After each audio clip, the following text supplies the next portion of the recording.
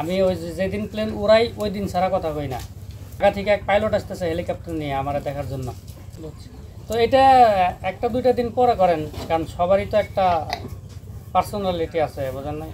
হ্যাঁ, যাই হোক, এখানে আমার বক্তব্য মানে বাড়িতে বসে বা অন্য কোনো জায়গায় বক্তব্য আমি এখনও কাউরেই দিই নেই, আপনি পাইবেন না কোথাও খুঁজে।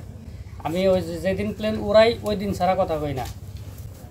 এটা মানে অন্য মাইন্ডে নিয়েন না, আমি মানে সরাসরি প্লেনের সামনে না থাকলে আমি কথা কই না, আমার এরকম ইচ্ছাও নাই আর কি, বুঝছেন? তো এই জন্য আমি লাগলে দরকার হলে প্লেন রেডি করে তারপরে প্লেনের সামনে যাই কথা কম।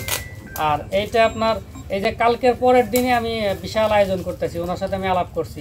আপনার ঢাকা থেকে এক পাইলট আসতেছে হেলিকপ্টার নিয়ে আমার দেখার জন্য, প্লেন দেখার জন্য।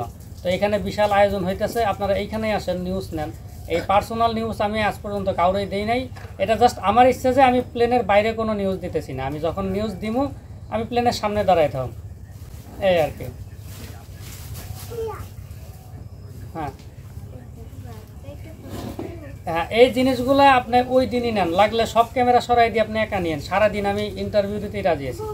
আমি ধরেন প্লেনের সামনে বইলাম, আপনি আসেন, সে আসুক, যার যেই কথা আছে সবই আমি বলে দিলাম। এখন এখানে কথা না বলা তো খারাপ কথা, বোঝেন নাই?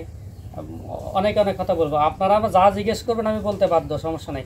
কিন্তু জাস্ট মানে আমার দিকে তাকাইয়া একটা জিনিস শুধু খেয়াল রাখেন যে আমি ওই ওই ওই দিনে আর কি বলে দিব, মানে পার্সোনালি বা বাড়িতে বসে ঘরে বসে আমি কিছু বলতে চাইতেছি না, ওইটাই। যাই হোক, এখন আপনি মানে যেভাবে বলেন আমি এইটা মানে একদমই করছি, এই জন্য আমি লাগলে আপনার কাছে আমি মাপ চাইতেছি।